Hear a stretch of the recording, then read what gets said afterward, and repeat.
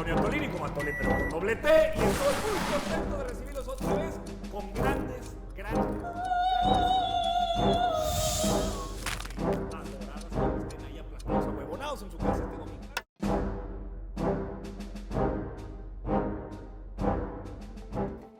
Amigas, amigos del Soberano, sean ustedes bienvenidos, bienvenidas al mejor programa de la televisión mexicana. Es, por supuesto, La Tanqueta. El día de hoy estamos aquí con Alfonso Flores Durón. Páez, feliz de estar contigo aquí en La Tanqueta. Saludos a toda la audiencia y extrañando a Majo. Extrañando mucho a Majo, que está en Argentina, dando cobertura especial a las elecciones que se están llevando a cabo el día de hoy, que por supuesto estaremos abordando más adelante. Así Pero es. antes de eso, creo que sería muy pertinente empezar comentando la terrible censura que ni la peor de las dictaduras latinoamericanas y en el mundo se ha atrevido a ejercer contra nuestro movimiento. El INE ha dicho que se tiene que terminar los recorridos, que tienen que ser a puerta cerrada. Una locura lo que se está cometiendo en contra de la democracia. Así es, Páez, pues esta semana, para quienes no estén del todo enterados o enteradas, el INE emite una serie de resoluciones. A lo mejor la producción puede poner un pantallazo ahí. Es un mensajito muy breve, pero en donde en su lógica represora, autoritaria, antidemocrática, antipolítica, incluso impone restricciones muy absurdas, pero exclusivamente a la campaña de Claudia Sheinbaum y de Morena, porque no hace lo mismo con la de Xóchitl Gálvez. Si bien se emiten también ciertas medidas para la campaña del conservadurismo, son notablemente mucho más agresivas y ridículas, pues las que van en contra del obradorismo.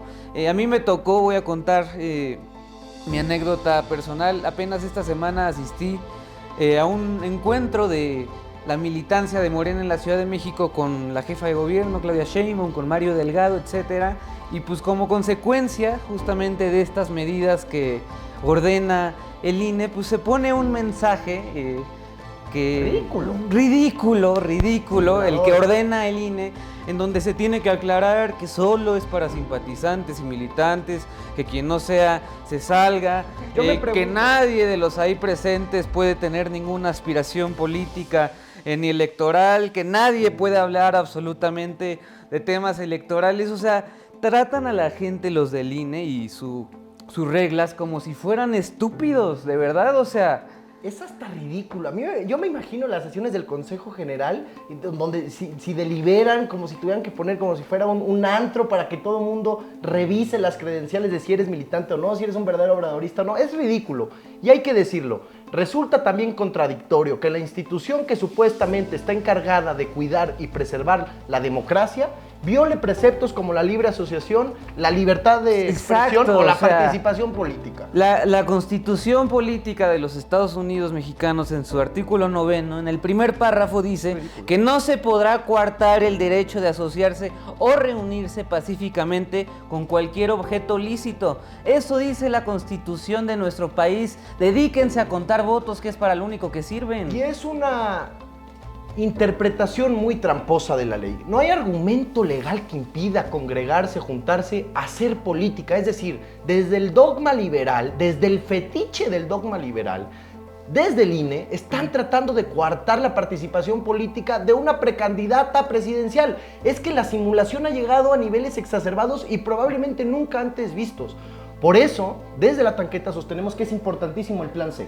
Porque la forma de evitar que esto siga pasando es cooptar la Cámara de Diputados con la voluntad popular obradorista y desde ahí empezar a transformar las instituciones que han seguido estando al servicio de la oligarquía. Yo sinceramente hago votos, no creo que se pueda, pero para que se adelante el Plan C y los del INE le hagan como el Poder Judicial, que se vayan a paro. ¡Claro! Urge que los del INE se vayan a paro. Es urgente que los del INE se vayan a paro y sobre todo que empiecen a respetar al pueblo. Es hasta ridículo la simulación de querer pedirle credenciales a la gente, eres un verdadero militante o no, casi diciéndoles, tú tienes... O sea, si la Constitución, político. a mí me parece una locura, insisto, si la Constitución ampara el derecho de cualquier ciudadano que vive en la República Mexicana de reunirse para abordar los asuntos que les sean más convenientes, que ellos quieran, siempre y cuando sean lícitos, porque claro, no te puedes reunir para objetos ilícitos, para cometer ilegalidades, pero estos encuentros no son para repartirnos departamentos en City Towers.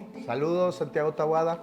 A ver, es importante decir, el INE censuró el traspaso del bastón de mando, censuró también con esa actitud a la mitad de los mexicanos. En 2018 el movimiento obradorista triunfó con alrededor del 53% de los votos y de acuerdo a las encuestas más recientes que tenemos, la aprobación de Andrés Manuel López Obrador sigue creciendo y sigue creciendo. Es decir, el INE intenta desde la institucionalidad liberal coartar la participación política y organización popular de un pueblo que ya no está dispuesto a solapar ni sus excesos ni los de la Corte, por ejemplo.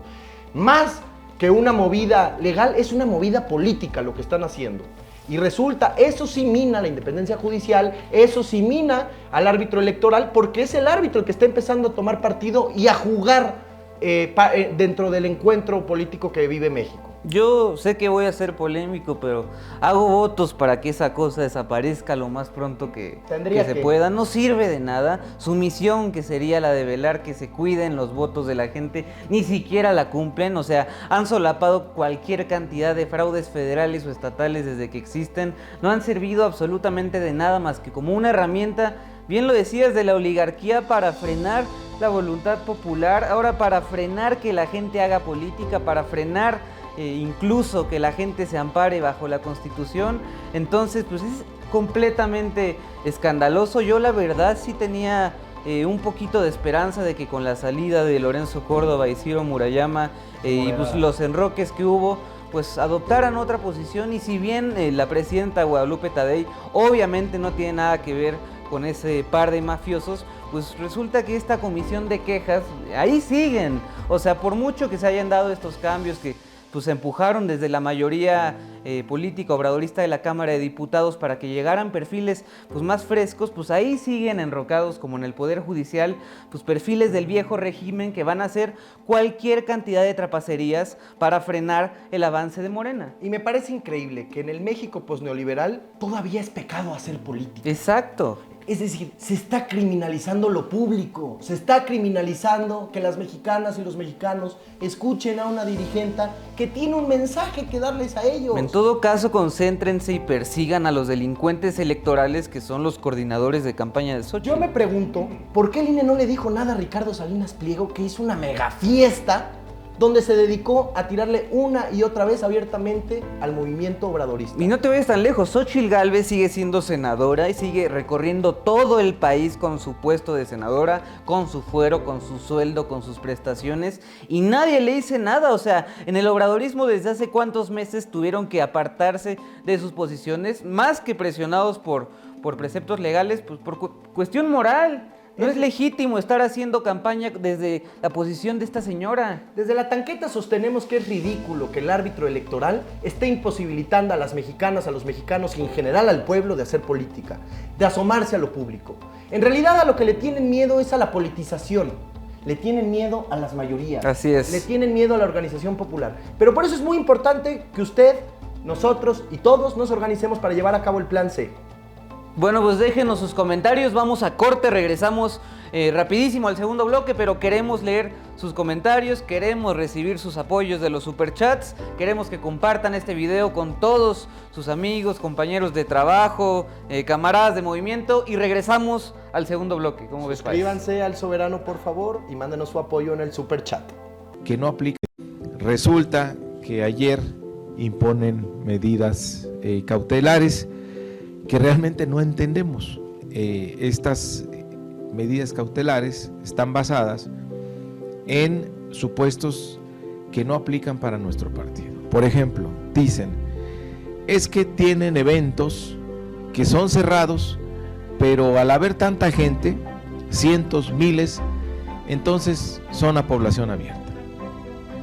No entienden que Morena es un partido de millones. Nosotros tenemos 2.3 millones de afiliados registrados ante el Instituto Nacional Electoral. Entonces, nuestros eventos son de miles. No podemos tener, como nuestros adversarios, pues eventos chiquititos. Por ejemplo, porque pues, no juntan gente. El otro día vi una post donde pues asistieron las sillas, pero la gente no. Entonces, obviamente no es sancionable por el INE que haya un exceso de sillas, pero en nuestro caso, pues la gente va, y la gente va por miles, y porque somos un partido de millones. Entonces nos están tratando de evaluar, de calificar, como si fuéramos la oposición, donde les cuesta mucho trabajo juntar gente, ¿no? Este es un partido de masas, entonces no aceptamos de que nos digan que no son militantes o simpatizantes. Miren, ojalá pudieran hacer un Zoom, pero yo no veo a nadie que esté obligado o que haya ido caminando por ahí. Híjole, pues ni modo, no era para mí el evento y me quedo. Entonces vamos a impugnar por eso. Ahora nos mandan a lugares cerrados. Bueno, vamos a continuar nuestra gira en lugares cerrados, aunque nos traten de encerrar, la militancia va a llegar y vamos a llenar a cualquier lugar al que vayamos.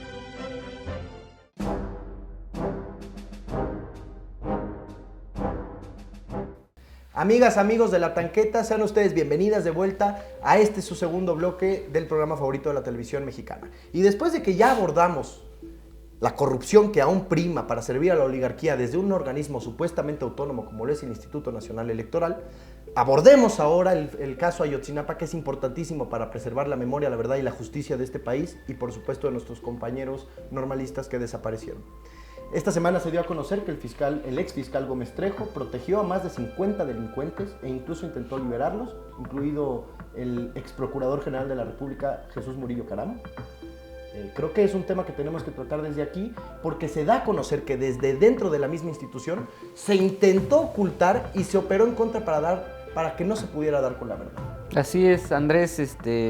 Esta semana, como bien lo dices en una de sus mañaneras, el presidente López Obrador habla un poco más a fondo de esto, que ya lo había mencionado, pero pues al parecer antes solo se veía como meras diferencias entre equipos. Se decía que entre lo de Gómez Trejo era más un pleito ahí con Gertz Manero, pero lo que el presidente López Obrador revela es que específicamente este personaje, que sí estaba como subprocurador para este asunto, adscrito a la fiscalía, pero de forma autónoma, lo que resulta escandaloso y que el presidente hace muy bien notar es que a partir de que se da la determinación de que se emitan las órdenes de aprehensión contra Murillo Caram y contra otros militares, hay que decirlo, porque quienes hemos seguido el caso, quienes hemos seguido los diversos informes presentados, incluso por la comisión que presidió hasta hace muy poco Alejandro Encinas, pues estas comisiones daban nombre y apellido de militares involucrados y a quienes se les tenía que girar una orden de aprehensión.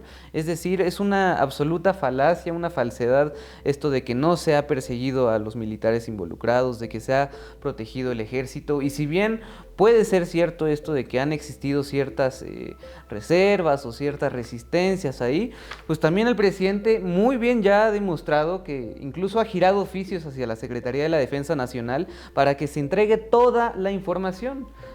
Y yo creo que el presidente hizo algo importantísimo, querido Pony, querida audiencia.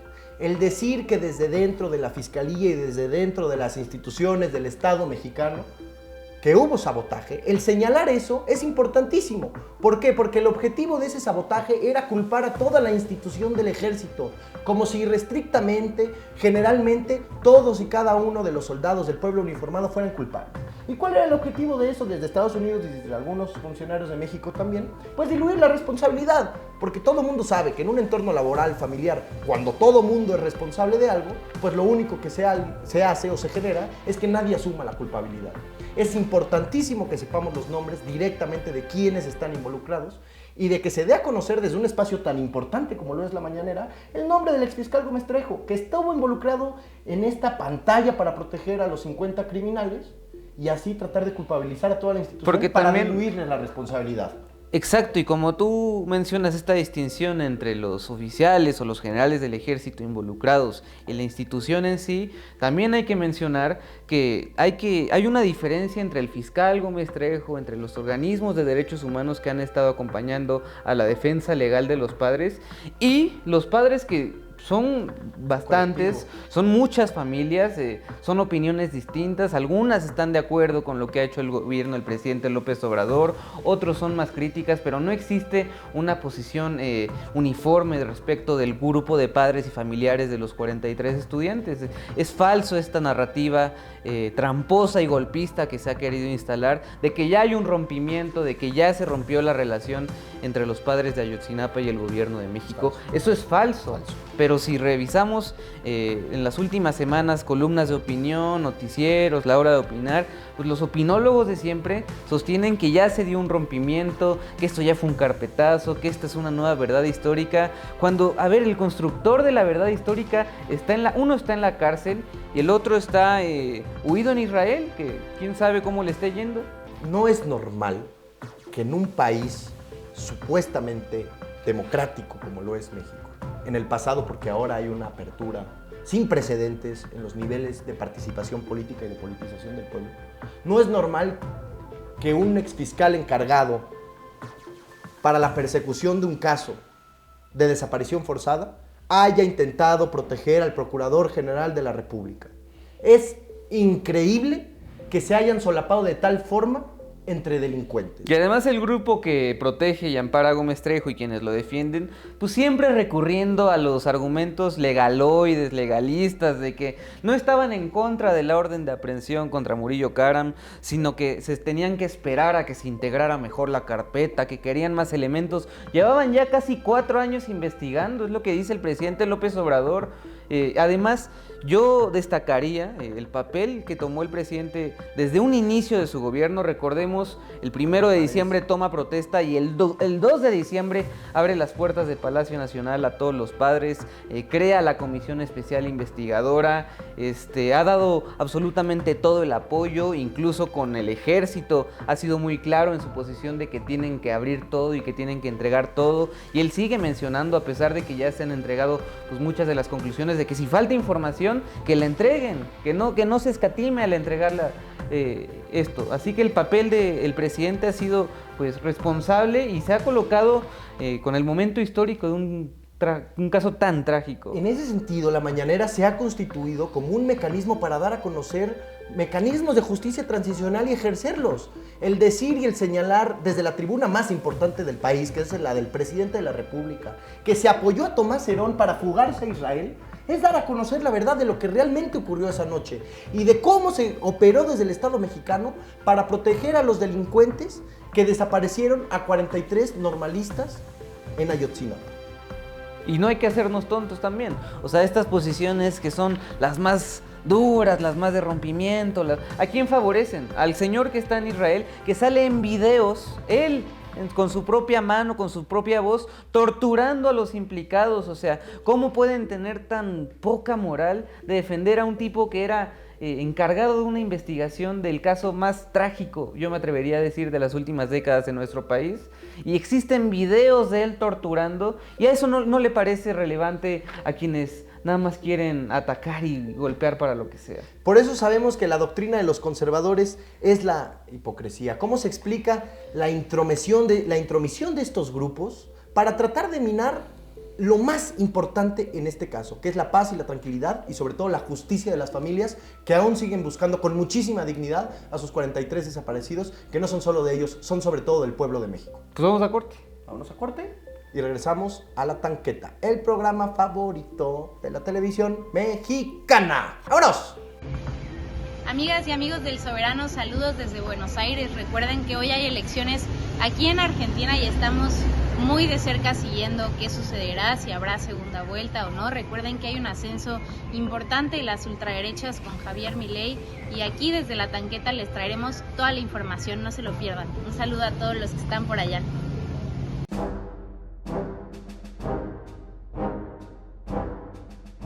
Y ya estamos de vuelta en su programa favorito, el programa favorito de la televisión mexicana, donde abordaremos, por supuesto, las elecciones que se han llevado a cabo el día de hoy en Argentina, donde ya han iniciado los conteos.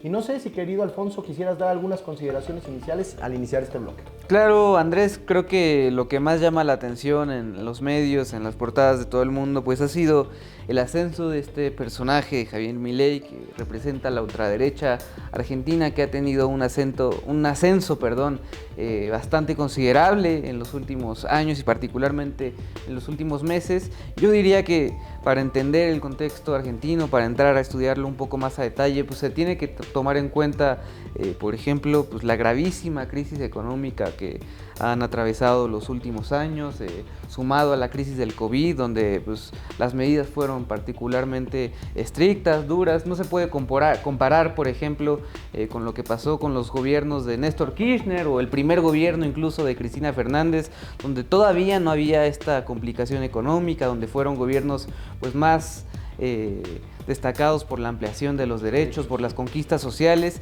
y sin embargo Alberto Fernández, candidato del peronismo que le gana a Mauricio Macri, pues se enfrentó a muchísimas complicaciones, también a críticas incluso de sectores más cercanos al peronismo. Y tú, ¿cómo ves, que tú eres internacionalista, el análisis de esto que está pasando por allá? Viene el análisis internacionalista de Abdi, y a mí lo que me gustaría decir es que no se puede entender el contexto argentino de hoy sin analizar también la emisión de la deuda más grande de la historia de ese país que ejerció Macri, y cómo las oligarquías se disfrazan y se transforman para hablarle también a nuevas generaciones con discursos ciertamente que abogan o recuerdan una suerte de organización popular. Es decir, desde el liberalismo extremo, desde la ultraderecha, se está tratando o se está convenciendo al pueblo argentino de que lo ideal para su bienestar es minar toda la serie de conquistas y derechos sociales que había avanzado con el peronismo y también con la facción kirchnerista. Y solamente voy a hacer, perdóname por interrumpirte, pero un apunte más al contexto que daba, porque estas complicaciones económicas, esta crisis de la que hablaba, pues claramente lo que mencionas no podría explicarse sin lo que hizo el gobierno de Mauricio Macri, que le gana al grupo de Cristina Fernández después de su segundo gobierno. Llega Mauricio Macri al gobierno de Argentina y lo que hace es endeudar al país de una manera absolutamente irresponsable, y los grupos económicos de todo el mundo, el gobierno del mundo, como a veces dice el presidente López Obrador, pues ve particular interés en repartirle dinero a diestra y siniestra al gobierno de Argentina, porque se venían las elecciones y no querían que llegara el peronismo, ¿no? Así es, querido Alfonso, y siguiendo adelante con la opinión internacionalista, que por supuesto es un homenaje a nuestro querido Antonio Tolini, quien en la primera edición de La Tanqueta también tenía su sección denominada de esa forma, hay que decir las similitudes que existen inevitablemente entre Mauricio Macri y Javier Milei. Es decir, Mauricio Macri es un operador directo de Javier Milei con disfraz de Cambiemos.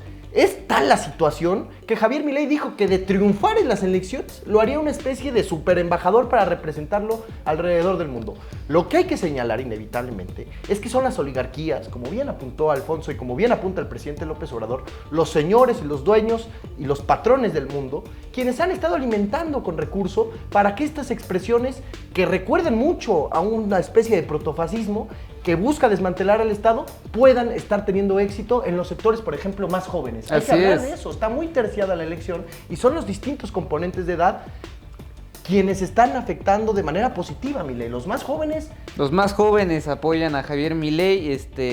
Yo destacaría también de parte de este personaje y de su campaña, ha tenido muchísimo impulso en las redes sociales. Yo creo que ha tenido mucho que ver porque se le ve por todos lados en TikTok, en Instagram, ahí sus seguidores tienen videos todo el tiempo diciendo locuras, pero yo creo que este tipo de personajes, más allá de despreciarlos y de tacharlos de locos, que lo son, pues hay que entender muy bien el contexto, hay que entender por qué están llamando la atención de los jóvenes en Argentina, porque también por parte de los adultos más mayores, entre los adultos jóvenes, digamos, hay una mayor tendencia hacia el peronismo, y entre los adultos más mayores, las encuestas, las mediciones de Argentina muestran que se decantan por justamente el grupo de Mauricio Macri. Pero ¿qué tendría que pasar para que haya ganador o no en esta primera vuelta? Así es, querido Alfonso, y creo que sería muy importante decirle a nuestra audiencia, a nuestra tropa bonita, qué tiene que pasar hoy en la Argentina para que no haya segunda vuelta o para que se declare presidente electo de la República aquel candidato que logre una de dos condiciones.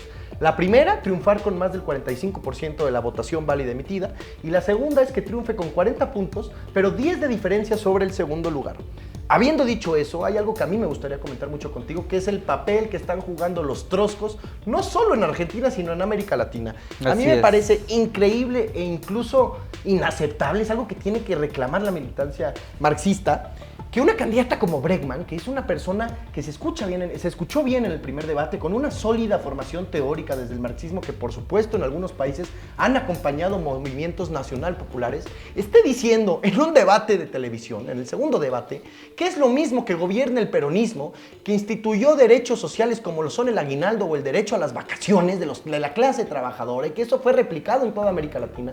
Dice ella que es lo mismo que gobierne Javier Milei a que gobierne el peronismo. Están jugando un papel detestable. La típica irresponsabilidad de las izquierdas que se quieren hacer Puritanas. las más puras, las más sólidas, las que tienen el carnet más antiguo y terminan siendo útiles Serviles. en la mayoría de los casos a la oligarquía, a los grupos de derecha, porque por no encontrar al candidato ideal, al candidato que se ajusta 100% a sus gustos, a sus pretensiones, a sus fetiches, más estarse deseos analizando profundos. así el ombligo. Entonces, si no se les da lo que ellos quieren servidito en su platito, pues votan a la derecha y se joden al pueblo. O sea, es lo más irresponsable que puede haber. Parecen niños mimados, es que hay que decirlo. Y también hay que señalar, si ocurre la desgracia de que Javier Milei se convierta en presidente de Argentina, que dolarice la economía, que va a seguir precarizando las condiciones de los y las trabajadoras. Y va a perseguir a esa izquierda, va a ser lo primero que va a hacer, pero no se dan cuenta. No se dan cuenta. Si ocurre la desgracia de que instruya la libre portación de armas para que Argentina se convierta en un tiroteo andante como lo hoy es Estados Unidos,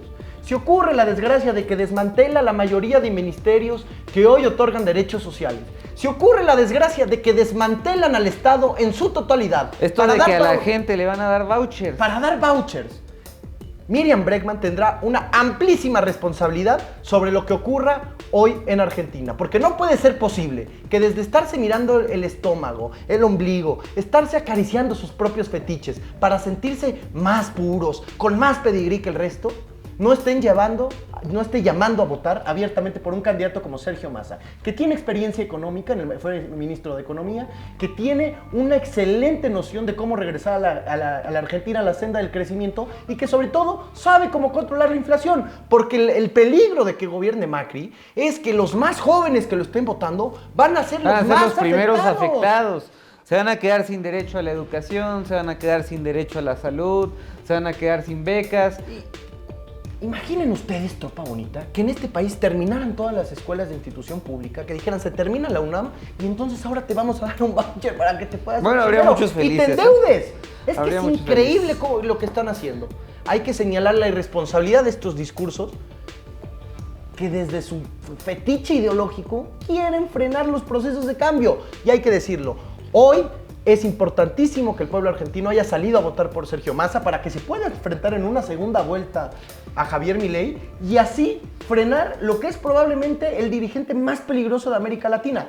Claro, contextualizando el por qué se está dando este dirigente y no tratando de tratar como idiotas al pueblo, que es lo que muchos dirigentes troscos hacen todo el tiempo. Así es, Páez, pues creo que la próxima semana podremos ya abordar un poquito más a profundidad con resultados en la mano. Actualmente ya están empezando a salir algunas encuestas, ya hay por ahí algunos resultados, pero obviamente desde la tanqueta, con toda responsabilidad, pues vamos a esperarnos a que haya un conteo del 100% y en las redes del Soberano estaremos dando toda la información. Y por último, no abordamos a Bullrich, la candidata del macrismo, porque sinceramente es más aburrida que Josefina Vázquez Mota, es irrelevante.